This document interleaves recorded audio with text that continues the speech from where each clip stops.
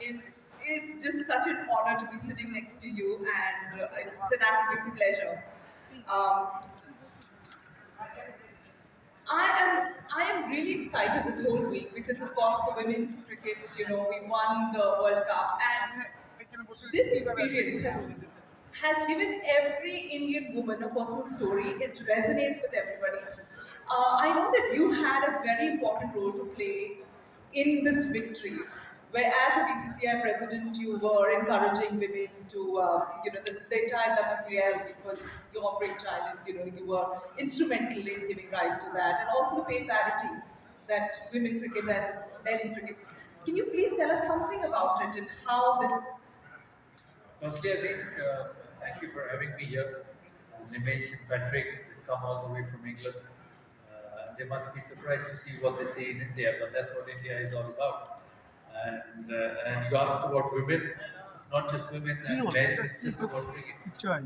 Cricket is crazy in this part of the world. It's a bit similar to what football is in their part of the world. So, and in terms of women's cricket, I think they've been fantastic. Yes, when I was in various administrative roles, I helped to set up structures for women's cricket. But the most credit should go to the players because they actually play. And I've seen the transformation from 2019 to 2025. The 6 years, the growth has been unbelievable. And all credit to Smriti, Harmanpreet, Richa, Deepti, Jemima, Shefali, and you take the names, Charani, and I've seen them actually play in front of my eyes because I'm involved with the Delhi Capital, and last season I was in charge of the women's team, and I spent the whole tournament with them, and it was phenomenal to see what they do. And it's not just the women in India. If you see the women in Australia, the likes of Annabelle Sutherland, Meg Lanning, and Alyssa Haley, and Beth Mooney, and Ashley Gardner, they're unbelievable cricketers. South African cricketers, Woolbard, Marizan Cap. You just name one after the other. There's so much of talent around the world. England's Nat Shine run. So women's cricket is on a different scale, and this is only going to go up. What is the happiest part of everything is the board, the cricket board. Obviously, I'm not involved with the BCCI anymore. I'm the president of the Cricket Association of Bengal. The cricket boards give so much impetus and push to women's cricket. You see the structure in England, you see the structure in Australia, you see the structure in India. It's a great story for every young girl who wanting to grow up and play this sport. It's a career, it's a future, but you must remember that you all have to be very, very good to actually be a part of this system. So I'm so happy with the girls winning the World Cup. If you see my tweet at the start of the season, I don't know if any of you followed, and it's still on my Twitter handle. I quietly expected the Indian girls to win the competition. Obviously, I could not write it because it was just the beginning of the tournament, and you cannot predict the world champion. But I've seen them so closely, and they're so good that I'm not surprised with what I saw. Richa, we felicitated her on Saturday. She's just 22 years old, and she hit sixes like nobody's business. And the effort and the distance she clears is unbelievable. So it's such a happy state to be in. Cricket in India is on a different platform. Whether it's the boys, whether it's the girls, it just creates so much opportunities for young girls and young boys to make a career. And I think that's where Kabuni comes in. Kabuni comes in with the equipment, with the technology, with the AI. They take coaching and help to produce cricketers to the remotest parts of India. Sometimes you don't get the best help when you're growing up. Once you get to the top level, then you get all the best coaches, the best training facilities, the best matches, the best practice areas. But when you start at a young age, a young girl in the north of Bengal, a young boy in the north of Bengal or the south of Bengal can get hold of this application and learn the sport, and then come to the bigger systems to play because the state bodies provide the infrastructure, provide the game time, provide the facilities to be a part of. And once you start getting used to this technology, you'll see that how far it takes your cricketing achievement. Lovely. I know many women are now inspired and girls are inspired to become cricket winters, all thanks to the women's team. Nimesh, I would throw that question to you. How do you think Kabuni is going to be instrumental in taking this to the grassroots and encouraging girls to, play more cricket? How do you think he's going to do that? Just the mic. It's beyond. Can you hear me now? Yeah, loud and clear. Yeah. So, Bini, I've got 4 children, 3 girls, 1 boy. Mackenzie, my daughter, played cricket for Surrey County till the age of 16, and she had trials in Canada to play for the Canadian national team. And the journey of her cricket career, I think we still have a lot to offer female cricketers, their biomechanics, how they train and learn. And I don't think there's enough coaches in the world that can actually deliver the coaching the way Kabuni can. So ultimately, female sports and with cricket, I think Kabuni can play a pivotal role in helping young girls learn the game and be confident learning with a companion device and software that we provide to young girls.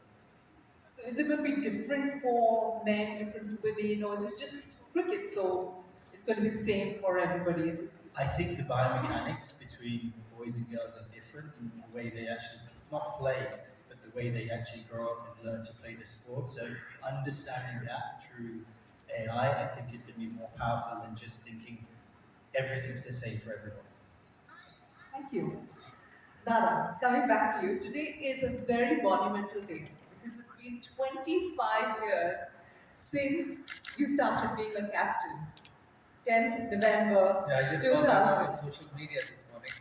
That 25 years ago on this day, I became captain of India for the first time. So yeah, it's great memories. We won the test, and I went on to captain for a long period of time. It's a massive coincidence that today we launched Kabuni in India, and today was the day I became captain. So absolutely, leadership, coaching, all on one platform, and I hope this application, this technology is a lot of help to a lot of young boys and girls. So how do you think, if you had to be a captain today, what do you think has changed? Nothing has from changed. back to Nothing has changed. It's just that we play a lot more T20 cricket than we did. We grew up in an era of Test cricket and one-day cricket. We've had some absolute stalwarts, but as with time, everything goes forward, everything changes, new things come in, and T20 cricket came in. T20 cricket came in, and T20 cricket brought in exceptional talent.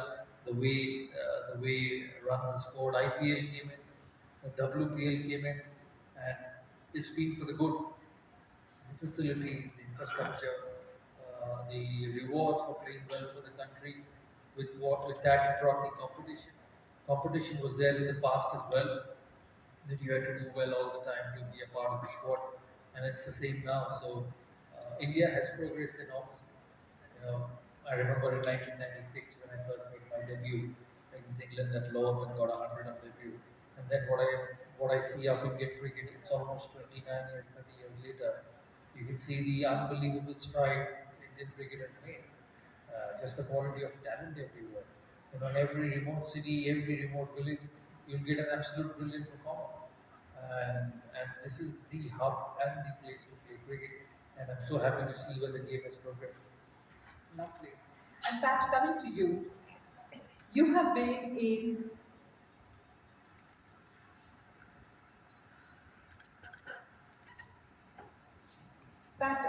you have been in global finance and also in local classrooms, and you left your investment boards to stand in front of students.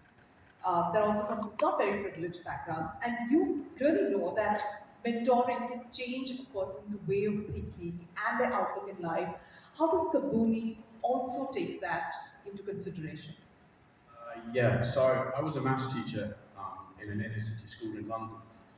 And I already had admiration for teachers and coaches before I started, but then I realized when I started to work in a school, the impact that coaches and teachers can have on students is incredible. But you always need the relationship. The relationship that a teacher or a coach can have with a student is so important. But as a maths teacher, one thing I had was as well, I could test them each week, so I could set them an exam. So I could really understand the things that they were missing, so I could really help them. So you have the relationship, then I had also the data. Where Kabuni can play a massive part in coaching is it can do what a maths teacher has with a test. It can give them all the data they need. So imagine you have a coach who has a great relationship with his students, but imagine now he's actually receiving all the data that he needs to be able to not just help him from the technical side, but give him more time as well to focus on that sort of the leadership and mental aspects that are so important. Lovely. So Nimesh, if Kabuni can really take over a coach's role, do you think it's going to affect jobs then? Because that kind of... It's a great question that I get asked, and this is my answer. The late 90s, the internet came, and there were positives and negatives. If there isn't a single person today that's not using the internet, and if they were, they wouldn't survive. AI will not replace coaches or anybody. Somebody who learns how to use AI can get replaced. So my advice to not just coaches, but to everyone in this room and even the country is learning how AI applies to your life, your skill, your job, I think is the most critical thing for society today. Brilliant. So I'm just seeing it as an add-on to all the coaching around the world, isn't it? Absolutely. Yeah, it is.